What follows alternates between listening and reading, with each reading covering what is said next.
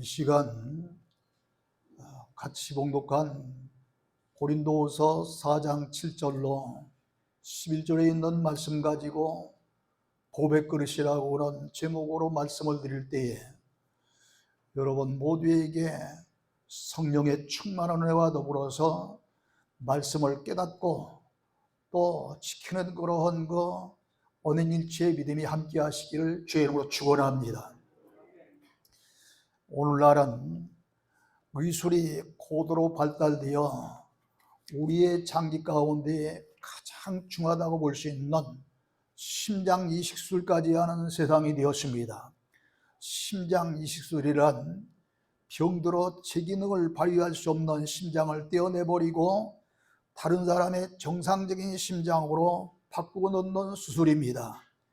이런 심장 이식술을 받은 사람은 죽을 수밖에 없는 사람이었으나 다른 사람의 정상적인 심장을 이식받아 다른 사람의 심장으로 새롭게 다시 살아가는 사람입니다. 이처럼 그리스도인은 죄와 불의와 더불어 살던 나의 옛 생명을 떼어버리고 의와 거룩함과 진리가 되신 예수 그리스도의 새 생명으로 바꾸어 넣어서 이제는 내가 사는 삶이 아니라 내 안에 예수 그리스도께서 들어오셔서 나를 주관하시는 삶을 살아가는 사람입니다. 그러기에 사도 바울은 갈라디아서 2장 20절에 보면 내가 그리스도와 함께 십자가에 못 박혔나니 그런즉 내가 사는 것이 아니요 오직 내 안에 그리스도께서 사는 것이라. 이제 내가 육체 가운데서 사는 것은 나를 사랑하사 나를 위하여 자기 자신을 버리신 하나님을 믿는 믿음 안에서 사는 것이라고 고백한 줄로 믿습니다. 이렇게 새롭게 바뀐 생명으로 말미암아 그리스도의 능력으로 살아가기 때문에 아담 이후 할 수만 있으면 우리를 넘어뜨리려고 우는 사자와 같이 기회를 노리는 마귀의 유혹을 물리칠 수 있게 되는 것입니다. 저 베들레헴 들판에서 양을 치던 목동 다윗이 블레셋의 거장 골리앗과 싸워 이긴 것도 마찬가지입니다. 만약 다윗이 자기의 힘이나 능력을 믿고 싸웠다면 틀림없이 패하고 말았을 것입니다. 그러나 다윗은 하나님의 능력을 힘입고 싸웠기 때문에 하나님께서 싸우신 것입니다. 골리앗 앞에 나가기는 다윗이 나갔지만 싸우기는 하나님이 싸워주신 것입니다. 그렇기 때문에 그토록 이스라엘에서는 어떤 누구도 골리앗 장군을 대결하여 싸울 사람이 없었지만 이 소년 다윗은 이제 골리앗 장군 앞에 나아가 당당하게 승리한 줄로 믿습니다. 이 같은 삶이 우리 그리스도인의 삶입니다. 그러므로 나라고 하는 존재는 다 죽고 그리스도의 생명으로 살아가는 삶이 될 때 승리가 있는 것입니다. 그래서 내 안에 모시고 있는 예수 그리스도가 보배라는 것입니다. 사도 바울뿐만 아니라 베드로 사도도 베드로전서 2장 4절에 보면은 예수 그리스도를 가리켜 사람에게는 버림받았으나 하나님께서 택하심을 입은 보배로운 산돌이신 예수라 그랬고, 베드로전서 2장 6절로 7절에도 보라 내가 택한 보배로운 모퉁이 돌을 시온에 두노니 그를 믿는 자는 부끄러움을 당하지 아니하리라 그랬습니다. 이 무슨 말씀이냐면 시편 118편 22절에 보면 건축자가 버린 돌이 진모퉁이의 머릿돌이 되었나니 이는 여호와께서 행하신 것이요 우리 눈에 기하도다라는 말씀이 있는데, 이 말씀이 주님이 오시기 전에 1000년 전에 이렇게 다윗을 통해서 주신 그런 말씀입니다. 그럼에도 불구하고 1000년이 지나가도록 도대체 모퉁이의 머릿돌이 도대체 무슨 돌인지 알 길이 없었습니다. 그런데 예수님께서 사도행전 1장에 보면은 제자들과 예수님의 그 어머니와 이 친지들과 형제들과 120 문도들을 모아놓고 하신 말씀이 있습니다. 너희들은 이제 이 예루살렘을 떠나지 말고 이제 성령이 올 때까지 이제 기다리라 그랬습니다. 근데 이들은 가만히 나도 기다린 것이 아니라 마가의 다락방에 들어가서 성령 충만 받을 때까지 계속해서 하나님 앞에 저녁 기도에 힘쓰다가 사도행전 2장 1절에 보면은 오순절 날이 이룰 때에 성령 충만함을 받았습니다. 이때 사도 베드로도 성령 충만을 받았던 그러한 사도가 됐습니다. 그래서 이렇게 성령 충만함을 받은 사도 베드로가 사도행전 4장 11절에서 예수는 너희 건축자들이 버린 돌로서 침 모퉁이의 버릿돌이 되었느니라 그랬습니다. 그러므로 침 모퉁이 돌이나 침 모퉁이 돌이 머릿돌이라 이런 것은 하나의 비유, 실질적인 것은 이제 구약시대 제사장들과 장로들과 서기관들에게 버림받으신 예수 그리스도를 가리켜서 버림받은 그런 모퉁이 돌이라고 말씀한 것입니다. 그러므로 이와 같이 이 모퉁이 돌을, 근데 내가 택한 보배로운 모퉁이 돌을 그랬습니다. 아니, 하나님이 하실 일이 없어도 이제 이 진짜 모퉁이 돌을 택했겠어요? 그러니까 이 사도 베드로가 성령 충만함 받고 이 예수는 너희 건축자들이 버린 돌로서 진모퉁이 머릿돌이 되었느니라 그랬으니, 앞서 말씀드린 대로 제사장들과 서기관들과 장로들에 의해서 버림받아진 그런 예수님이 진모퉁이 머릿돌과 같이 되었다는 이야기입니다.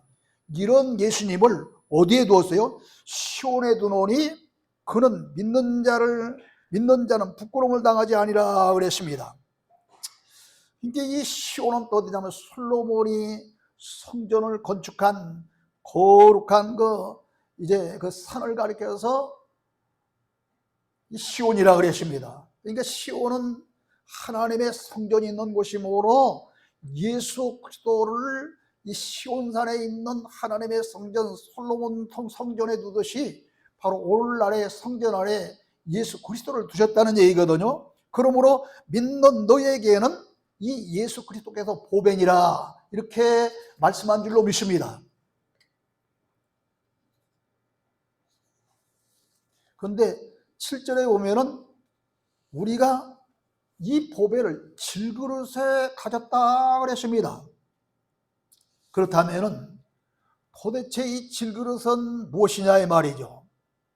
그릇에는 금그릇, 은그릇, 놋그릇, 나무그릇, 질그릇 등 무엇으로 그릇을 만들었냐에 따라서 그 그릇의 종류가 다르고, 똑같은 그릇이라도 그 그릇 속에 무엇을 담느냐에 따라서 그 이름이 다릅니다. 물을 담으면 물그릇, 술을 담으면 술그릇, 또 꿀을 담으면 뭐 꿀그릇 혹은 꿀단지, 뭐 그렇게 이야기합니다. 근데 똑같은 놋그릇이지만 옛날에는 놋으로 만든 밥식기도 있었고 국그릇도 있었지만 놋그릇으로 만든 오줌단지가 있었어요. 기억나십니까? 추운 겨울에 화장실에 가기 싫으니까 저 문목에 오줌단지 하나씩을 넣고 자다가 오줌 마려우면 끼워서 그곳에 쉬했잖아 전부. 그게 다 놋으로 된 그런 놋그릇인데, 똑같은 놋으로 만든 그릇이지만 이렇게 그 속에 무엇이 담겼느냐에 따라서 그릇 종류가 달라지는 것입니다. 그러므로 그릇을 만드는 재료도 중요하지만 그 속에 무엇이 담겨 있는가는 더 중요한 겁니다. 근데 본문 7절에 보면은 보배를 질그릇에 가졌으니 그랬습니다. 그러므로 앞에서 말씀드린 물이나 술이나 꿀 같은 무엇인가를 담는 그릇이 아니라는 사실을 알 수 있습니다. 그렇다면 본문에서 가리키는 이 그릇은 어떤 그릇을 말할까요? 로마서 9장 19절로 23절에 보면은 토기장이가 지릇 한 덩이를 가지고 귀하게 쓸 것을 만들기도 하고 또 천하게 쓸 그릇을 만들기도 할 수 있듯이 사람도 천하게 쓰임 받을 사람도 있고 또 귀하게 쓰임 받을 사람도 있고 다 이렇게 있다는 겁니다. 그러면서 로마서 9장 24절에 보면은 이 그릇은 천하게 쓰이던 귀하게 쓰이던 흙으로 만들어진 이 그릇은 우리니 곧 유대인 중에서 뿐만 아니라 이방인 중에서도 부르심을 받은 자니라 그랬습니다. 그러니까 그릇이라고 토기장이가 흙 한 덩이를 가지고 귀하게 쓸 그릇도 만들고 천하게 쓸 그릇도 만들고 이렇게 하는 것처럼 사람도 그런데 이 그릇은 실질적으로 예수 믿는 믿음의 성도들을 가리킨다는 거예요. 유대인들은 어떤 사람입니까? 하나님께서 만백성 가운데 택한 민족이 유대인들 아닙니까? 근데 이 유대인들 뿐만 아니라 유대인들 외에 미국이든 영국이든 프랑스든 일본이든 우리 한국이든 어떤 나라든지 하나님께서 부르신 그런 백성들을 가리켜서 그릇이라 한다 이 말입니다. 그러므로 성경에 나오는 그런 그릇 가운데에는 예수 믿는 성도들을 가리켜서 그릇이라고 비유한 줄로 믿으시기를 축원합니다. 뿐만 아니라 디모데후서 2장 20절에도 무슨 말씀이냐면 큰 집에는 금그릇과 은그릇뿐만 아니라 나무그릇과 질그릇도 있어 귀하게 쓰는 것도 있고 천하게 쓰는 것도 있나니 큰 집, 여러 사람을 거느리는 옛날 같으면은 노비가 있고 주인이 따로 있을 때는 주인의 집이겠죠. 그러나 여기 큰 집은 바로 하나님의 큰 집을 이렇게 성전을 가리켜 말씀하는 것입니다. 그러므로 누구든지 이런 곳에서 자기를 깨끗하게 하면 귀 쓰는 것이 되어 거룩하고 주인의 쓰심에 합당하며 모든 선한 일에 준비함이 되리라 그랬습니다. 앞에서는 큰 집에는 금그릇뿐만 아니라 이 은그릇도 있고 나무그릇도 있고 질그릇도 있다 하면서 실제 그릇을 말씀하는 것처럼 되어 있지만 그 다음에 읽어보니까 누구든지 이런 곳에서 자기를 깨끗하게 하면 귀 쓰는 것이 되어 거룩하고 주인의 쓰심에 합당하며 모든 선한 일에 준비함이 되리라 그랬으니 실제 그릇을 이야기하는 것이 아니라 사람을 이야기한다고는 사실을 여기서도 깨달을 수 있습니다. 그릇이 실제 그릇이라고 한다면 그릇이 어떻게 선하게 쓰임을 받습니까? 좋은 물건을 담을 수 있는 그릇으로 쓰임을 받을 수 있지만 선한 일에 쓰임을 받을 수는 없어요. 그러므로 사람을 가리키는 이렇게 그릇을 말씀합니다. 그러므로 성경에서는 신앙을 가진 성도들을 그릇이라고 말할 때가 종종 있습니다.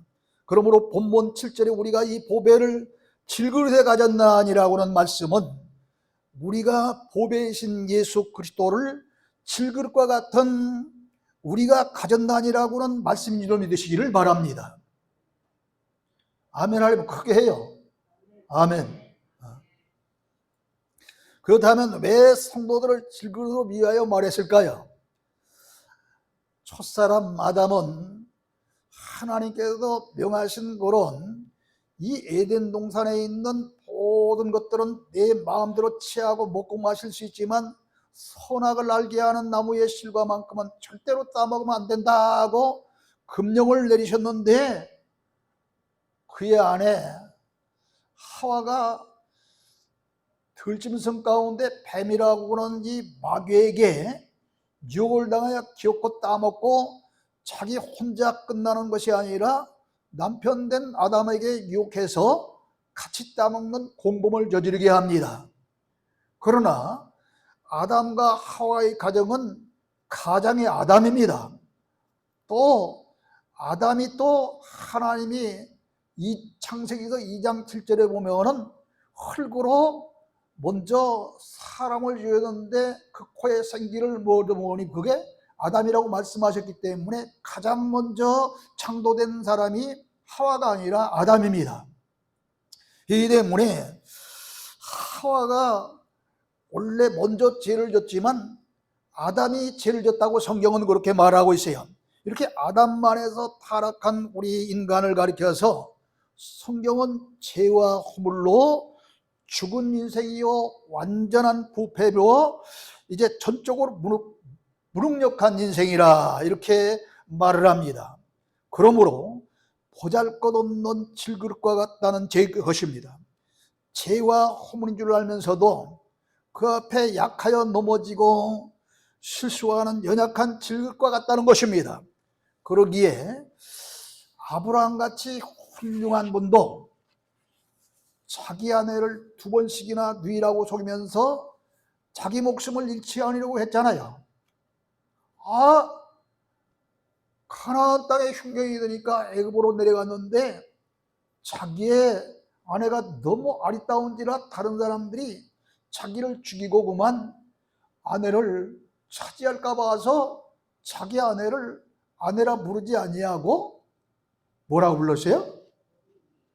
내 누이입니다 하고 부르잖아요. 이렇게 2번, 그것도 한 번도 아니고 또 속였어요. 아니, 이스라엘 민족의 정치 지도자여 신앙 지도자인 그러한 그 모세, 그 얼마나 훌륭한 인물이면은 바로의 딸, 공주의 아들이 될 수 있는 초로의 찬스가 있는데도 불구하고 그 화잘나는 궁중생활을 다 저버리고 같이 고난받는 백성들과 함께 같이 고난을 나누고자 했겠습니까?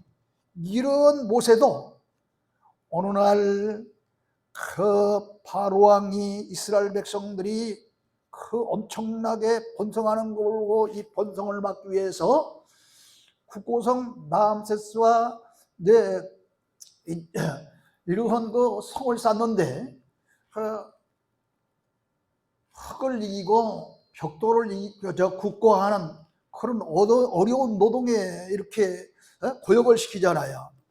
그래서 그 어느 날 자기 그 백성들이 얼마나 어려움을 당하고 있는가 현장에 갔는데 이 웬일입니까? 자기의 백성 히브리인과 애굽 백성이 같이 싸우는데 자기의 백성 히브리인이 이겼으면 좋겠는데 히브리인이 지는 겁니다. 그러니까 혈기가 막 머리끝까지 오르니까 혈기왕성했던 모세가 그만 이 애굽인을 쳐 죽이고 맙니다. 살인하잖아요. 이런 모세도 이렇게 혈기를 참지 못하고 살인을 하고 말았습니다. 다윗 하면은 이스라엘 역대 왕 중에 가장 훌륭한 왕이요, 앞서도 말했지만 골리앗 같은 그런 거장, 저 블레셋의 장군도 그 물맷돌로 다 물리치고 해치운 그런 이 사람이 바로 다윗이었음에도 불구하고 아름다운 우리아의 아내를 보자고만 범하고 말았습니다. 이렇게 아무리 훌륭한 사람, 아무리 정말로 강인한 사람이라지만 질그릇같이 연약하여 죄를 짓고 또 연약해서 깨지고 부서지기 쉬운 거예요. 실제 금그릇이나 은그릇이나 나무그릇은 그리고 놋그릇은 땅에 떨어져도 절대로 깨어지는 법이 없습니다. 일그러지기는 할지 몰라. 그러나 금그릇, 은그릇, 놋그릇, 나무그릇들은 절대 깨어지는 법은 없어. 두드려 깨도 깨지지 않는 단단한 그릇입니다. 그러나 질그릇은 땅에 떨어지기만 하면은, 아니 또 무엇에 얻어맞기만 하면은 여지없이 깨지고 부서지고 마는 연약한 그릇이 질그릇입니다. 이처럼 우리 인간도 질그릇과 같이 연약하여 병균 하나만 몸속에 들어와도 병이 들고 가시 하나만 몸에 박혀도 견딜 수 없잖아요. 또 겨울같이 그런 그 엄동선 아래 얼음판에 넘어져 보세요. 골절 같은 낙상으로 고통받는 일이 얼마나 많습니까?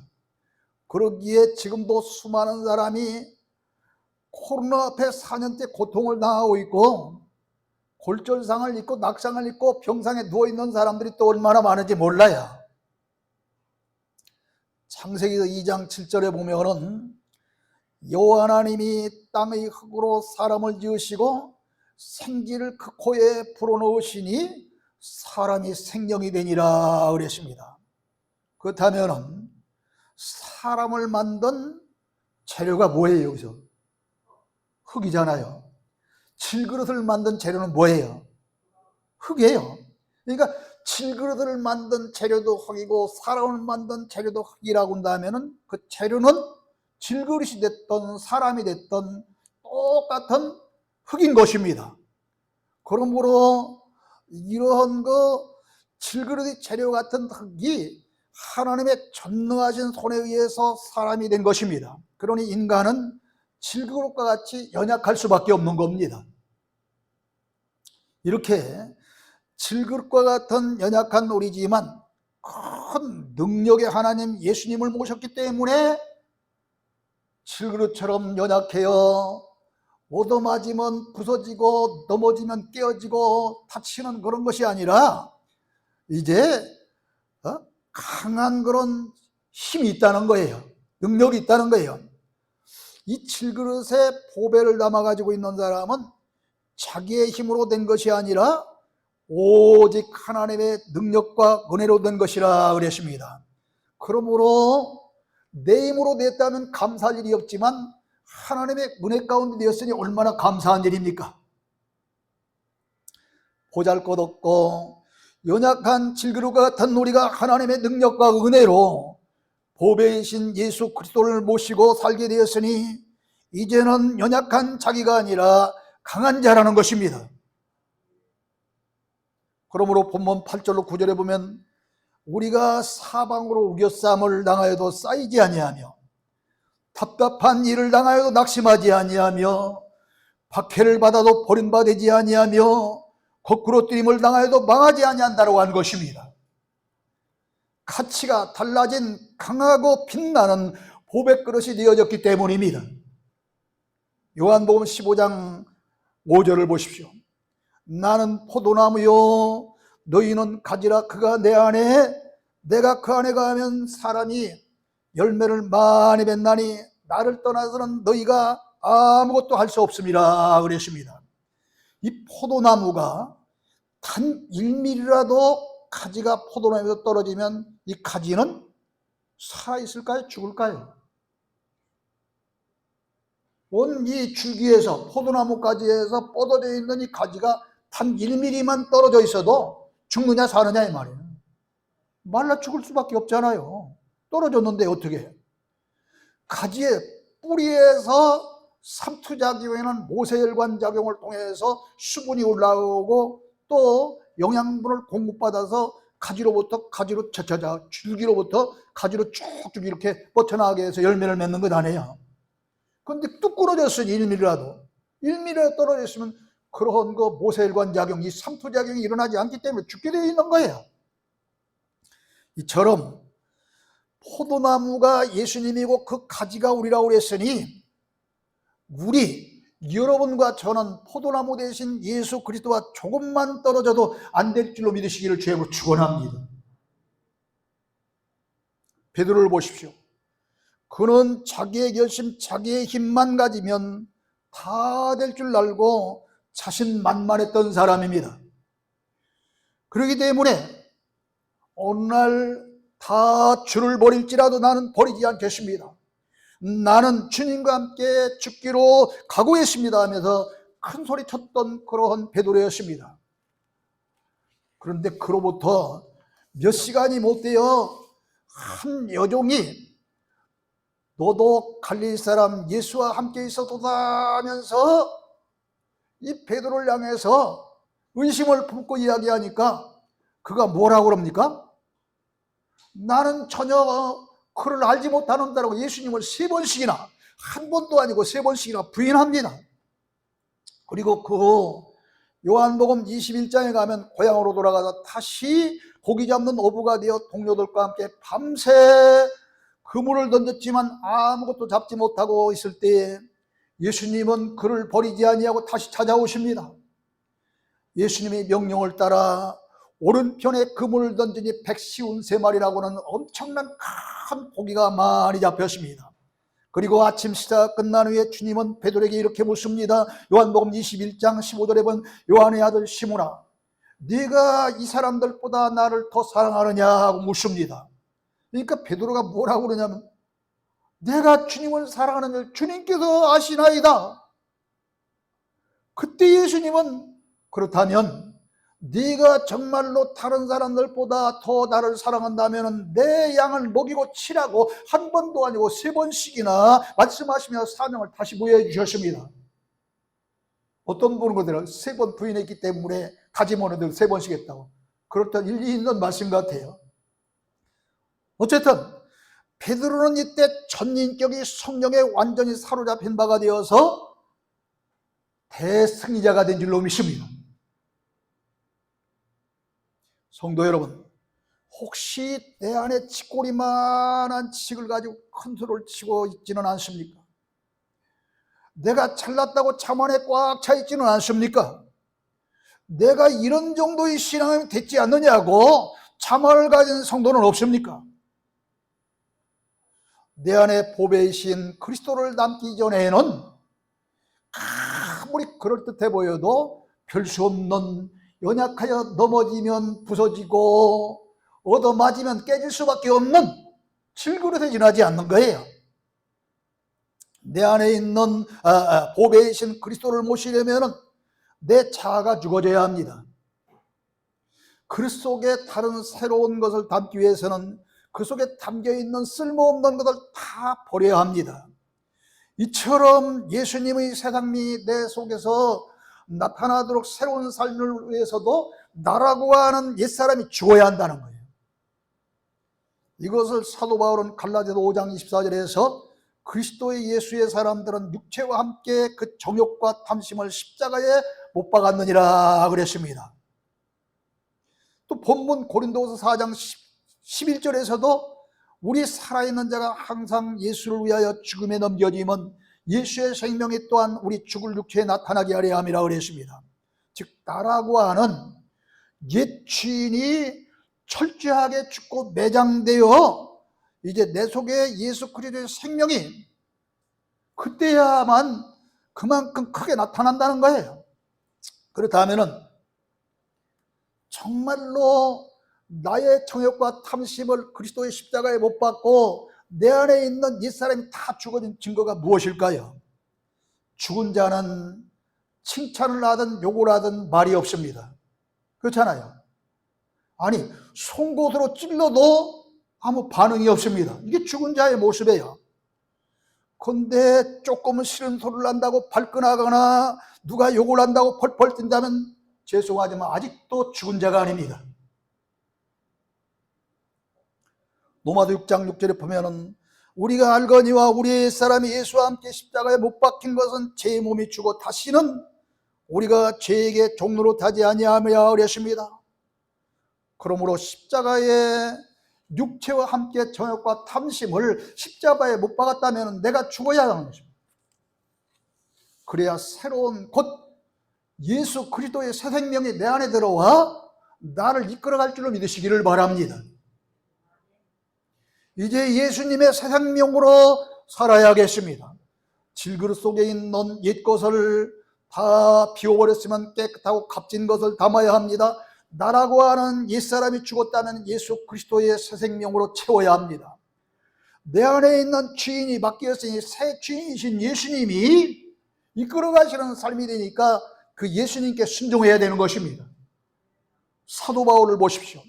그가 옛사람의 지배를 받을 때는 내가 히브리인이요 베냐민 지파요 난 지 8일 만에 할례를 받은 자요 가말리엘 문화에서 공부를 했고 율법으로는 바리새인하면서 자기 육체의 자랑을 얼마나 많이 했던 사람입니까? 그런데 이렇게 자기의 혈통 가문식 종파를 자랑하고 뽐내며 교만하게 살았던 그가 그의 속에 주인이 바뀌어 예수 그리스도가 그를 지배하게 될 때는 다른 말을 합니다. 나는 만삭되지 못하여 난 자와 같은 자라 모든 사람 중에 지극히 작은 자보다 더 작은 자라. 죄인 중에 괴수라. 살아도 주를 위해 살고 죽어도 주를 위해 죽나니 죽으나 사나 주의 것이로다. 이렇게 온유하고 겸손한 자가 되어서 일평생을 주님을 위해 충성하고 남을 위해 봉사하며 사는 자가 되었습니다. 그뿐만 아니라 예수의 생명이 강하게 나타날 때는 거기에 주의 권능이 강하게 나타났습니다. 그가 전하는 복음을 듣는 자마다 자복하고 회개하며 구원받는 역사가 나타났습니다. 각색 병든 자들이 치유받는 역사가 나타났습니다. 귀신들이 벌벌 떨며 한 길로 왔다 7길로 도망치는 역사가 나타났습니다. 그러므로 바울은 빌립보서 4장 13절에서 빌립보서 4장 13절에 내게 능력 주시는 자 안에서 내가 모든 것을 할 수 있느니라고 말씀한 줄로 믿습니다. 사랑하는 성도 여러분, 우리는 본래 흙으로지었기 때문에 깨어지기 쉽고 부서지기 쉬운 연약한 질그릇이었습니다. 그러나 그 속에 옛사람을 죽이고 하늘에서 내려오신 보배 중에 보배이신 예수 그리스도를 모심으로 이 질그릇 속에 남겨질 때 우리의 생은 보배로운 삶이 되며 승리의 삶이 될 수 있습니다. 지금까지의 내가 아닌 하나님 앞에서 완전히 이제 존재 가치가 달라지는 내가 모쪼록 나의 옛사람이 날마다 죽고 예수 그리스도의 새 생명으로 살아가는 보배 그릇이 되어 승리의 삶을 사시기를 주님의 이름으로 축원합니다. 하나님 아버지 은혜를 감사합니다. 우리는 연약